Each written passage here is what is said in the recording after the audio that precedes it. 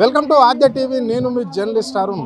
అంటే ఇప్పుడు ఇందిరా పార్క్ దగ్గర మనం ఉన్నాము. ఇక్కడ ఆర్ఎంపీ వైద్యులు మాత్రం ఇక్కడ ధర్నా చేస్తున్నారు. ఇందిరా పార్క్ దగ్గర వీళ్ళ సమస్యలు ఏంటి, ఎందుకు చేయవలసి వస్తుంది, ఇక్కడ ధర్నా చేయవలసి వస్తుంది ఏంటి అని అడిగి తెలుసుకునే ప్రయత్నం అయితే చేద్దాం. చెప్పండి రామ్ ప్రసాద్ గారు, ఎట్లా మరి ఎందుకు ఇక్కడ మీరు ఇప్పుడు ధర్నా చేస్తున్నారు? మా ఉద్దేశం ఏంటంటే మా మీద టీజీఎంసీ తెలంగాణ మెడికల్ కౌన్సిల్ వాళ్ళ యొక్క దాడులు చేయడము, మా పోలీసుల సపోర్ట్తో మమ్మల్ని దొంగ వైద్యులుగా చిత్రీకరించడము, నకిలీలు అనడము అదొక కారణమే. వల్ల మా మీద ఒక 400-500 మంది మీద కేసులు బుక్ చేయడం జరిగింది. వాళ్ళు జైలు కూడా వెళ్ళారు. అట్లాంటి మొత్తం వాళ్ళ మీద కేసులు తొలగించేటట్టు, మొత్తం రిటర్న్ తీసుకునేటట్టు, మా మీద నకిలీ అనే ముద్రను తీసివేయటట్టు, మాకు గవర్నమెంట్ ప్రకారం మేనిఫెస్టోలో పెట్టినట్టు మాకు ట్రైనింగ్ ఇచ్చి మాకు సర్టిఫికేట్లు అందజేయాలని.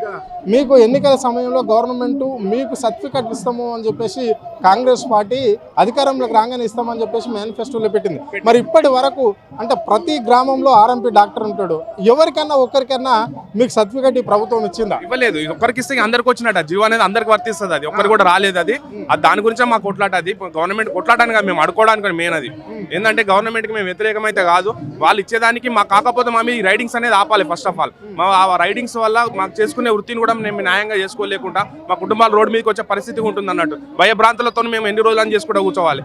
మేము అప్పటికే ఆల్రెడీ మేము ఎక్కువగా కూడా డాక్టర్ అనే పేరు కూడా పక్క పెట్టుకోవట్లేదు, క్లినిక్ అనే పేరు కూడా తీసేసినాం. బెడ్స్ కూడా ఎవరికి లేవు, ఓన్లీ ఫస్ట్ ఎయిడ్ సెంటర్గా మేము చేసుకుంటున్నాం. అంటే వైఎస్ రాజశేఖర రెడ్డి హయాంలో మీరు ఎంత కొంత డీడీ కట్టి మేము సర్టిఫికేట్ ఇస్తామంటే డీడీ కట్టారు కదా, మరి ఆ జీవన్ ఏం చేసింది ప్రభుత్వం? అయితే ఆ ట్రైనింగ్ తీసుకున్నాక అదృష్టవశాత్తు పాపం పెద్ద మనిషి అతను చనిపోవడం జరిగింది. ఆయన చనిపోయిన తర్వాత అది ఒక జీవో అనేది మూలకు పడిపోయింది. ఆ ట్రైనింగ్ కూడా అయిపోయింది. తర్వాత కూడా వచ్చిన టీఆర్ఎస్ గవర్నమెంట్ కూడా మేము రిక్వెస్ట్ చేయడం జరిగింది. వాళ్ళు కూడా మేము మీ బాధని మేము అర్థం చేసుకున్నాం, మీకు ఏదో న్యాయం చేస్తామని నడిపించుకుంటూ వచ్చారు. కాకపోతే ఇట్లాంటి రైడింగ్స్ మమ్మల్ని ఇంత భయభ్రాంతులకు గురి చేసిన పరిస్థితులు అయితే లేవు టీఆర్ఎస్ గవర్నమెంట్లో. ఈ కాంగ్రెస్ గవర్నమెంట్లో కూడా మేనిఫెస్టోలో పెట్టిర్రు. ఇప్పటి వరకు కూడా ఏంటంటే అంతా సజావునే ఉంది. కానీ టీజీఎంసీ వల్ల మాకు ఇట్లా కేసులు బుక్ చేయడము, మిగిలిన వాళ్ళు కూడా భయభ్రాంతులకు గురవుతున్నారు. మేము ఊర్లలో ఎక్కువగా ఆర్ఎంపీ డాక్టర్ల వైపే ప్రజలు ముగ్గు చూపుతారు. అంటే చిన్న చిన్న జ్వరం వచ్చినా, నొప్పి వచ్చినా ఆర్ఎంపీ డాక్టర్ దగ్గరికి వెళ్తుంటారు. అలాంటి వాళ్ళు కంప్లైంట్ చేస్తే మిమ్మల్ని టార్చర్ చేస్తున్నారా, లేకుంటే ఎలాగా లేకున్నా కానీ కావాలని టార్గెట్ చేసి ఈ వైద్య అధికారులు కావచ్చు, లేకుంటే అక్కడ ఉండే సిబ్బంది కావచ్చు, అంటే జిల్లా యంత్రాంగం కావచ్చు, ఎట్లా మిమ్మల్ని టార్గెట్ చేస్తుంది? సార్ ఇప్పుడు ఆర్ఎంపీ వైద్యుడు అనేది ఒక 100 ఏళ్ల చరిత్ర నుంచి ఉన్నది. అది కొత్తగా వచ్చినది కాదు. ఇది ఏదో వ్యవస్థ అనేది ఈ రోజు నిన్న మొన్న ముట్టుకొచ్చిన వ్యవస్థ కాదు. ఇది ఇప్పుడు చదువుతున్న ఎంబీబీఎస్ డాక్టర్లు, ఇప్పుడు బయటకు వస్తున్న ఎంబీబీఎస్ డాక్టర్లు కూడా ఒక సిచ్యువేషన్ ఆర్ఎంపీ దగ్గర వైద్యం చేసుకున్న వాళ్ళు, అది కూడా వాళ్ళకి తెలుసు. అది ఎందుకంటే అది 100 సంవత్సరాలు ఉన్న చరిత్ర. అది అట్లాంటిది ఇప్పుడు సడన్ లో వచ్చి ఇప్పుడు నకిలీలని చిత్రీకరించడం. మెయిన్ గ్రామాలలో చూసుకుంటే ఒక ఆర్ఎంపీ లేని గ్రామం అయితే ఎక్కడ ఉండదు. ఎందుకంటే ఏ కష్టం వచ్చినా నష్టం వచ్చినా 24 గంటలు అందుబాటులో ఉండేది ఆర్ఎంపీ వైద్యుడు మాత్రమే. ఏ గవర్నమెంట్ డాక్టర్ ఉండడు, ఏ ప్రైవేట్ డాక్టర్ కూడా 24 గంటలు సేవ్ అయ్యారు. కరోనా కాలంలో కూడా మేము ఆరోగ్యాన్ని పనంగా పెట్టి మేము రోజు ఎంతో మందికి సూచనలు ఇచ్చాం.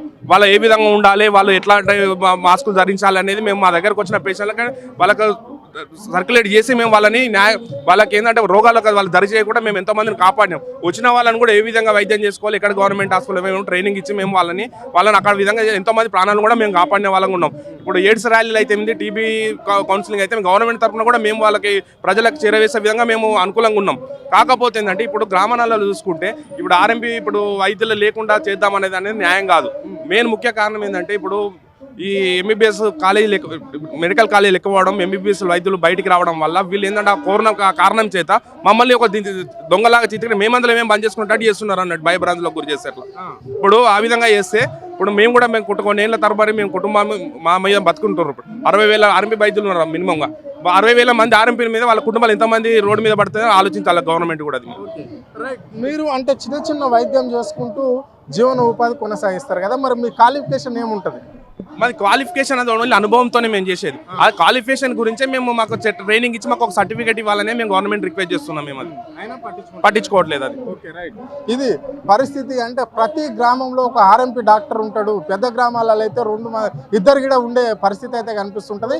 ఇలాంటి ఆర్ఎంపీ డాక్టర్లను అంటే కార్పొరేట్ వైద్య కళాశాలలు రావడంతో అందులోకెళ్ళి కొత్తగా డాక్టర్లు అంటే ఎంబీబీఎస్ చదివిన వాళ్ళు రావడంతో వాళ్ళ ఉపాధి కోసం ఇలాంటి పేద క్లినిక్లు నడుపుకునే చిన్న చిన్న డాక్టర్లు అంటే ఆర్ఎంపీ డాక్టర్లు వాళ్ళు వెళ్ళవేళ్ళ గ్రామ ప్రజలకు తోడుండే డాక్టర్లను కొట్టగొడుతుంది ఈ ప్రభుత్వము, ఈ వైద్య నిపుణులు అని చెప్పేసి వాళ్ళు ఆరోపించడం అనేది జరిగింది. మాలాంటి వాళ్లకు అంటే గతంలోనే రాజశేఖర్ రెడ్డి ముఖ్యమంత్రి రాష్ట్రంకు ఉన్నప్పుడే మేము డీడీ కట్టాము, మాకు ట్రైనింగ్ ఇచ్చి అంటే ప్రజలకు ఏ విధంగా సేవలు అందించాలి అనే అంశాలపైన ట్రైనింగ్ ఇస్తామన్నారు.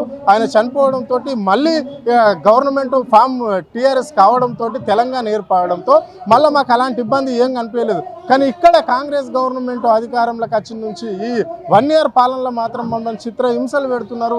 అంటే ఆర్ఎంపీ డాక్టర్లు ఉండకుండానే ఈ గ్రామాలలో వాళ్ళు వైద్య నిపుణులు చేస్తున్నారు అని చెప్పేసి వాళ్ళు ఆరోపించడం అనేది అయితే జరిగింది. అంటే మాలాంటి పేదవాళ్ళు అంటే మేము ఆ వృత్తిని నమ్ముకొని ఉన్నాము, ఎంతనో కొంత డిగ్రీ ఇంటర్మీడియట్ మేము చదువుకొని మాకు అనుభవపూర్వకంగా ఎవరి దగ్గర నుంచో నేర్చుకొని మా తాతలు మా తండ్రులు చేసిన విద్యను మేము ఇంతనో అంతనో నేర్చుకొని మా ఊళ్ళల్లో సేవలు చేస్తే మనల్ని చేయనీయకుండా మా మీద కేసులు పెట్టడము, తప్పులు కేసులు బనాయించడం, మనల్ని హింసలకు గురి చేస్తున్నారు. మరి కాంగ్రెస్ పార్టీ మాకు ఏదైతే ట్రైనింగ్ ఇస్తామన్నారో ఎందుకు ఈ మాట మీద లేదు అని చెప్పేసి వాళ్ళు ప్రశ్నించడం అనేది జరిగింది. అందుకే ఈరోజు ఇందిరా పార్క్ దగ్గర వచ్చేసి మేము ధర్నా చేస్తున్నాం. ఇన్ని వేల కుటుంబాలు ఉన్నాయి, అంటే ప్రతి గ్రామంలో ఆర్ఎంపీ డాక్టర్ ఉంటాడు, పేద ప్రజలకు సేవ చేస్తాడు.